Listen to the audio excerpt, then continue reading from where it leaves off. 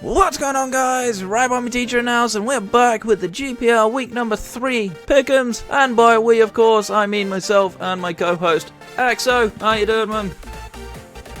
I'm doing good. What's going on, GPL community? Alright, and with all that being said, on the screen right now you can see the results of last week's matches. We're not claiming over them as always, but this time round Exo actually managed to win the week 6-5, which means that we're now back tied at 8-8. We're doing much better on this league than we are in the Johto League, which is pretty funny. But yep. For those who haven't seen Pickems before, firstly, where the hell have you been? Secondly, either side of me on the screen are two people that are playing this week, and Exo and I are just going to break down who we think is going to win and the strengths and weaknesses in the matchup on both sides, and then, of course, we'll predict a score as well. So, first up on the docket this week is going to be Skinny Biscuit of the Chunky Chickeritas versus Ted for Prez, who really needs help, and the Atlanta Talonflames. Where do you see this one going? There's a lot of changes on Ted's team, which makes this kind of interesting. So, okay, I think Skinny's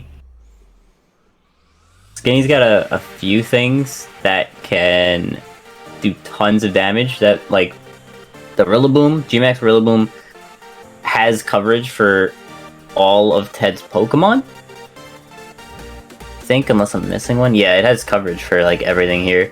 So that's something to watch out for on Ted's side, whereas Ted has a few Pokemon that can actually sweep, like the Scolpede, can get a Swords Dance up.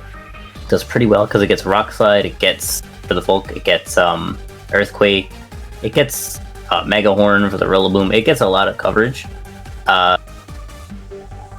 Yeah, I think Ted has a lot of setup, and Skinny has a lot of just raw power. He just has a lot of breaking power, which is something that, yeah, you know, as we said before, timing is generally the essence of this one, because this is more like, yes, Skinny's got a lot of breakers, but doesn't have the best setup in the world outside of Slurpuff and maybe Quiver and Volcarona, whereas Ted's relying on, you know, setup opportunities like that Arzu Belly Drum, you know, like getting enough speed boost on Scolipede to make sure it's outspeeding, you know, getting a nasty plot on PZ definitely helps, and stuff like that. So it's a tough one for me to call. I don't think Ted's matchup is super great. Volcarona seems to run through a lot, as does Rillaboom. And that's a pretty scary pair to deal with. However, Arzu with Belly Drum Aqua Jet can kill the Volcarona, just got to be avoidant of getting burned and stuff like that. And then even then, it doesn't have the best answers for Rillaboom. So that can definitely be an issue. I kind of worry for Ted in this one. I think even though Skinny hasn't been playing all that well this season so far, I think he's got enough tools in his locker this time round to finally pull out a win that he actually didn't earn by forfeit. So I'm going to back Skinny on this occasion, but I don't think it's going to be super easy. I will back Skinny to win 3-0 though. Alright.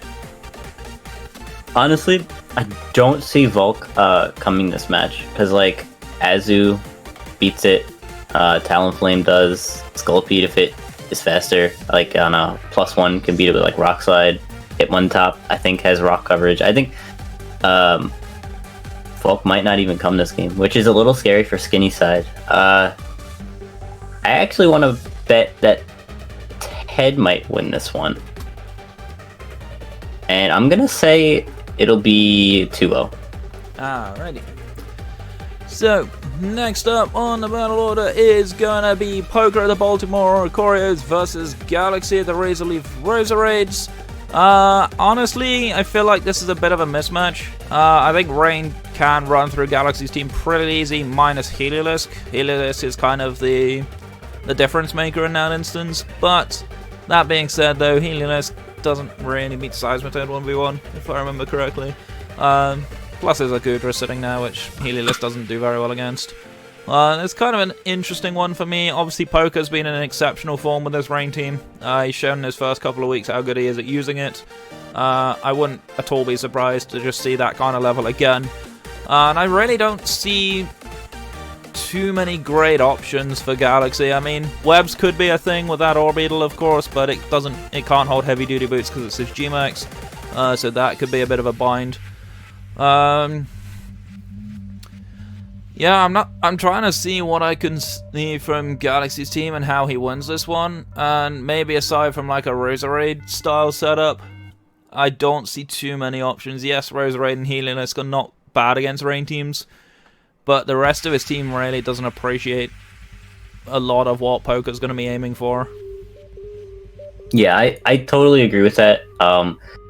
We were talking about the matchup yesterday, and he was like, this is really hard to prep for. And yeah, I definitely agree with that. I think it's going to be really hard on Galaxy side to beat Poker, which it hurts me to say, but I actually feel like I might not want to vote for Galaxy this week. Oh yeah, you voted him in the first 2 weeks and he lost both times, so I think you're cursing Galaxy, to be honest, by voting him for him. That's just my opinion. Maybe. But either way though, I'm gonna make the safe play. I'm gonna back Poker to 5-0 this one. Wow. Okay. I think Galaxy is gonna be able to get a few Pokemon. I'm gonna say. Okay, I'm gonna say Poker. I'm gonna say 3-0. Alright. Alright then, coming up next is going to be yourself versus Tyler. This one actually has a fair bit of interest to me, of course, because you finally changed up your teams. They're not so top heavy now. And I think this team definitely works a little better. I'm still a little bit confused by the Glaceon pick. I don't know if that's a matchup thing or whatever, but maybe you can shed some light on that. But honestly, like looking at this one, I kind of liked Tyler's matchup into your old team a little better than I like it into this one. Obviously, I generally prefer the Gengar over the Hatterene, mostly because of Max Ooze on Gengar just nukes Hatterene, unless it G-Maxes as well, which is the only other condition out of there. Obviously, Trick Room actually is pretty scary. Hatterene is not one to sleep on. Also, alongside that, I do think Tyler has generally played this team relatively okay. I like the fact that he seems to love running Teleport on Arcanine. That's definitely been causing a few things. It's going to be an interesting one if both teams bring webs. Of course, Shuckle and Galvantula are both relatively strong web setters. I'm still waiting on this Grat Blocked, by the way. That's one thing I'm really excited for. I'm hoping that we eventually get to see it. I haven't seen it yet, despite all the hype that it's got. Looking at this, though, realistically, Melmetal may not come. In my opinion, I don't think Melmetal has the best matchup against an Arcanine and a Galarian Dom. I don't think it does the best, although it does get a lot of coverage moves to hit everything on this team, which is the scary factor of it.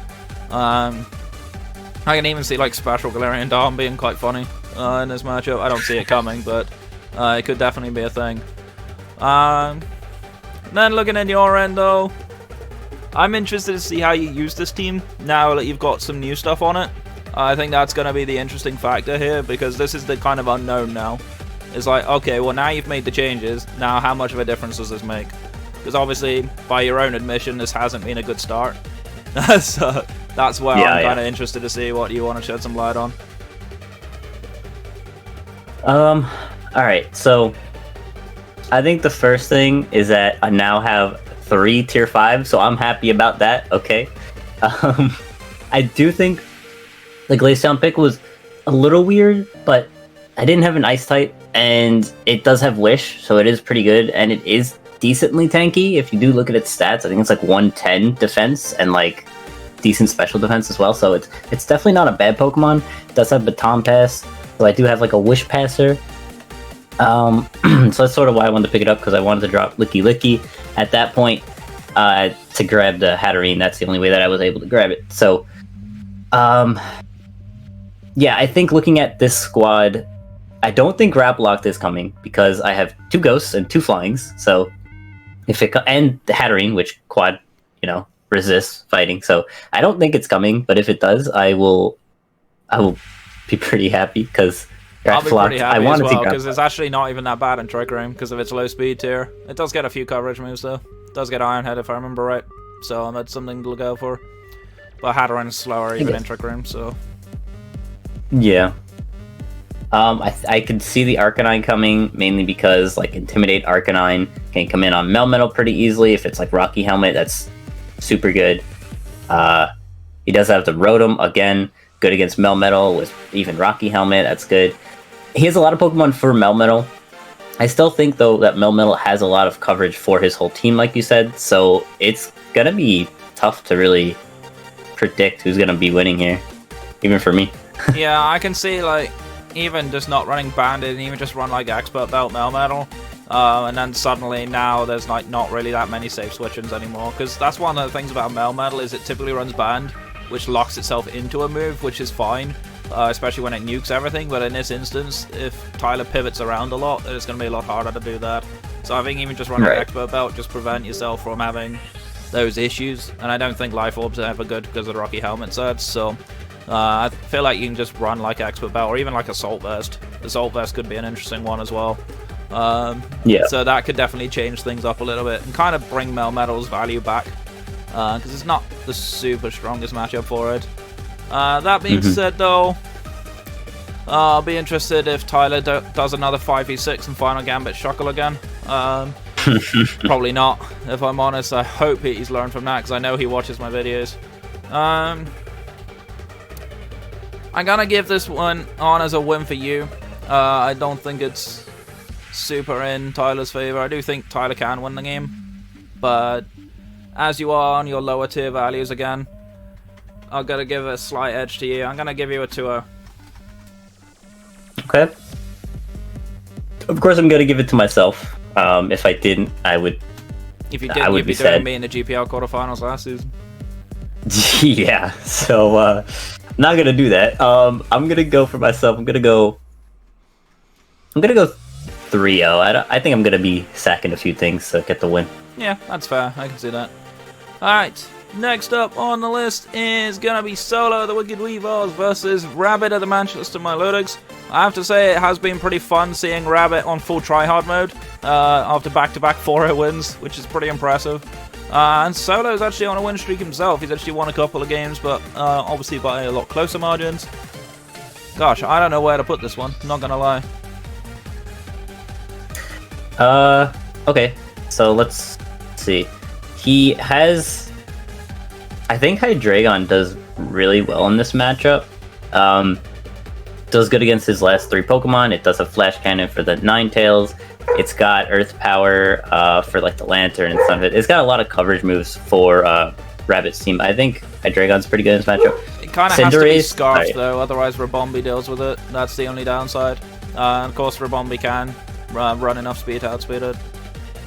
Yeah, as we saw from the finale last season. Yeah. But yeah, I think the Cinderace Corviknight matchup, Solo, it's definitely in Solo's favorite, because Cinderace, even he doesn't have to G-Max right away, can just U-turn on whatever wants to come in, and I think Solo's going to have a lot of pivoting options here. Yeah, that's for sure. Solo, obviously a very in-your-face type of player. Rabbit's very calculated though, that's something I've seen a lot. He's got some really good aggression. There'd be interesting value would be how much Webs can do here. Obviously Rabombi a very well-known Web setter. Webs can definitely be annoying for Cinderace, it can definitely cause a few little speed tier problems. Obviously Hydreigon, if it's Scarf, doesn't care because it has Levitate. But even things like Lycanroc doesn't appreciate it. Obviously it does get Sucker Punch. Shoutouts to Transel for that one. But yeah, I think it's definitely an interesting one, but I feel like Solo's in-your-face playstyle can be a little bit much for Rabbit. I don't think Rabbit has exactly very strong switch-ins in general. Generally, a Moongus can do pretty well against Hydreigon if it's not packing Flamethrower. Although I do expect to see a Flamethrower, but you never quite know. Yeah, I feel like as much as I have enjoyed watching Rabbit this season, I think this might be a step up a little bit too high. As much as I never really want to back against a Rabombi, I feel like I might have to back Solo on this one. I will give Solo a 3-0. Alright. So yeah, Rabbit's been surprising, I think, all of us, for how he's been playing super well. I do think Rabbit has some potential to win, but it's gonna be tough because Solo's matchup is very in his favor. So I'm gonna give Solo the win. I'm gonna give him a 2-0. Alright, and that means last up is going to be Pelly, of course, finally rank 1 on the power rankings, which I'm sure he's gloating about, versus Trancel, of course, who's very sneakily not being nerfed anymore. How do you see this one coming up? Wow, this is going to be probably my favorite match to watch this week, and I hope it goes down as I'm thinking, like, how I think it's gonna go down. I think both sides have some good win cons. Of course, we got the Dracozolt on Pelly's side, which does have low kick, so that's something to watch out for on Trancel's side with Mammal Swine, because if it low kicks that on the switch in, predicting a Bolt Beak, you really don't have a switch in anymore at that point for Bolt Beak. So that's definitely something to watch out for. Grimmsnarl is a better Gmax, and I do think Grimmsnarl in this matchup is very good as well. Just like for the Clefable, that might be a little annoying. I'm not sure if it gets Poison Jab or Iron Head or anything, but that is something to watch out for as well. I'll have to look that one up because I'm not sure either. It probably does. It gets so many coverage moves. Yeah. Just gonna have a quick look. Let's see. It doesn't get Poison Jab. It also doesn't get Iron Head, so I think that's the only 2 coverage moves it's missing. It gets pretty much every other coverage move in the world. But yeah, it doesn't get either of those, so it's not super great into Clefable, honestly. Just seeing if Clefable can... Yeah, Clefable tanks pretty much any coverage move it gets. Doesn't really get anything to deal with Clef. So that would be the kind of stumbling block for Grimmsnarl. But it feels like it's only really Clef that's a stumbling block for Grimmsnarl. And that can get a little scary. I mean, Tentacruel as well, but Grimmsnarl does get Thunder Punch, so that is one thing to look out for. But yeah, I definitely feel like this is a very much a toss a coin who turns up on the day type job. And I feel like that's going to be the interesting question mark. I do think Trancel is more than capable of playing around Dracozolt. I would not think Dracozolt is going to do as well this time around. Where do I put this? I'm gonna back Trancel, mostly because it'll wind Pelly up, which will be funny. But I don't think this is I don't think this is a big win either way. But I'm gonna give Trancel a 2-0. Okay. I think... Yeah, you did... It's gonna be really close. Because even though, like, let's say Pelly does have a lot of answers for Trancel's team, it's still Trancel. Yeah, so... this is someone who is not one you can write off so easily. Yeah. Oh man, this is really tough, and I really don't know where to vote here. But since you put Trancel on, I'm gonna say Pelly. I'm gonna say Pelly 1-0s. I think it's gonna be really close. Alright, and with that, that brings us all to our predictions, of course. Let us know what you're predicting in the prediction section of the Discord. But either way, guys, thank you so much for watching. My name is Rabombi Teacher, that's Exostomp. That's me. And stay safe, stay awesome, and we'll catch you guys in the next one. Take care.